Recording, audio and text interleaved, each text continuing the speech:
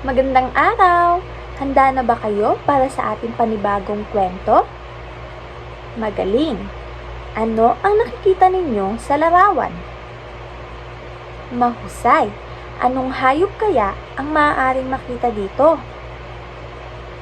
Magaling! Ano ang ginagawa ng mga hayop na ito sa bukid? Mahusay! Ngayon ay mayroon akong dalawang salita na ipapakilala sa inyo. Una ay ang kapwa. Ang kapwa ay tumutukoy sa ibang tao na kasama natin sa buhay, tulad ng mga kaibigan, pamilya, at kahit hindi natin kakilala. Maaaring din itong tumukoy sa mga hayop. Halimbawa na lang ito ang nasa larawan. Ang mga kapwa mag-aaral ay sama-samang naglilinis. Ang ikalawa naman ay tagapag-alaga. Ang tagapag-alaga ay tumutukoy sa isang tao na nag-aalaga sa iba, lalo na kung sila ay may kailangan ng tulong. Maaaring mga bata, matanda, o hayop ang inaalagaan ng isang tagapag-alaga. Ang tagapag-alaga ay may responsibilidad na magbigay ng pagmamahal, pag-aalaga at atensyon sa mga inaalagaan nila. Halimbawa na lang ng nasa larawan. Ang isang bata ay pinapakain niya ang kanyang pusa. Kaya, ang tagapag-alaga ay ang batang babae dahil inaalagaan niya ang kanyang pusa. Ngayon, bago natin basahin ang ating kwento, ay meron muna akong iiwan sa inyong isang katanungan na ating babalikan pagkatapos ng kwento. Ang katanungan ay, sino ang mabait na hayop sa kwento? Maaari nyo bang ulitin? Mahusay! Ngayon, bago natin tuluyang basahin ang kwento, ay mayroon muna akong paalala. Mga bata ay humanda, buksan ang tenga at mata, kayo ay tumahimik na. Umayos na ng pagupo, tayo na at magkwentuhan. Dito'y maraming matutunan, kwentong hindi malilimutan. Makinig na! Ayan, maaari na ba kayong makinig? Magaling! Ang kwento na ating babasahin ay tungkol sa isang alagang hayop. Ang pamagat ng ating kwento ay ang mabait na kalabaw. Ito ay isinulat ni Virgilio S. Almario at iginuhit ni Liza Flores. Ang mabait na kalabaw. Ang mabait na kalabaw ay tahimik na kumakain. Ang mabait na kalabaw ay tahimik na natutulog.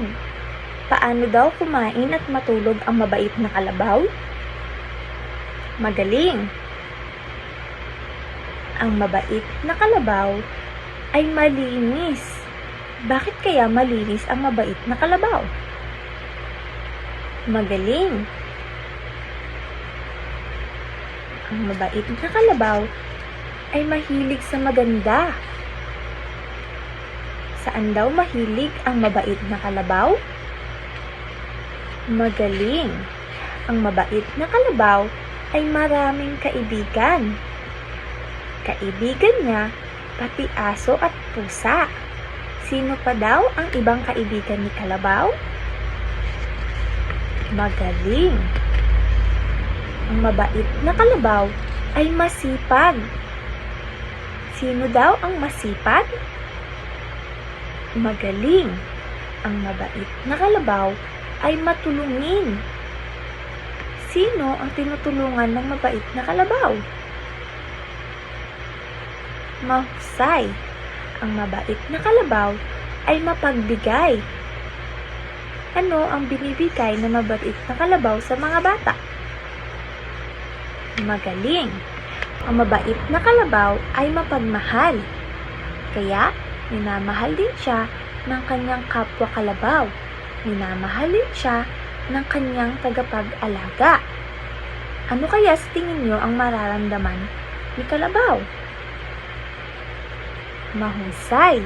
Ang mabait na kalabaw ay laging masaya. Ayan, diyan na nagtatapos ang ating kwento. Ngayon, atin ang balikan ang katanungan na aking iniwan kanina. Ano na nga ulit iyon? Magaling! Sino ang mabait na hayop sa kwento? Mahusay! Kung kayo si kalabaw, tahimik din ba kayong kakain at matutulog? Mahusay! Ano ang ginagawa niyo upang maging malinis kayo kagaya ni kalabaw? Magaling! Bakit kaya madaming kaibigan si kalabaw? Mahusay! Kung kayo si kalabaw, tutulungan niyo din ba ang inyong tagapag-alaga? Bakit? Magaling! Kung kayo ang tagapag-alaga, mamahalin niyo din ba si kalabaw? Mahusay! Kung ikaw ang kalabaw, magiging mabait ka din ba? Bakit? Magaling! Bakit maganda ang pagiging mabait at mapagbigay? Mahusay! Ano kaya ang mangyayari kapag hindi tayo mabait at matulungin sa iba? Magaling! Ayan, mukhang kayo nga ay nakinig sa ating kwentong binasa at may mga natutunan sa ating kwento. Ngayon naman ay mayroon akong inihandang aktibidad para sa inyo. Kayo ay hahatiin ko sa 2 pangkat. Ang unang pangkat ay gagawa ng kalabaw puppet at ang ikalawang pangkat naman ay gagawa ng kalabaw hat.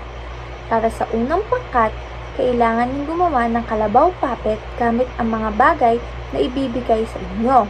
Pagkatapos magawa ang puppet, kailangan ninyo magbigay ng isang senaryo sa kwento gamit ang kalabaw na puppet. Halimbawa, ang mabait na kalabaw ay mapagbigay. Naintindihan po ba? Para naman sa ikalawang pangkat ay ang kalabaw hat. Ang paggawa nito ay bibigyan ko kayo ng mga kagamitan. Pagkatapos mabuo ang kalabaw hat, ay tatayo kayo sa harapan na suot-suot ang mga ito at kukumpletuhin ninyo ang pangungusap na ito. Ako, ang mabait na kalabaw, ako ay tumutulong sa...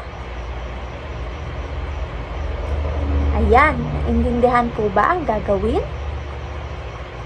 Ayan, mahusay. Ngayon, dito na nagtatapos ang ating kwentuhan. Sa susunod na lang muli, paalam!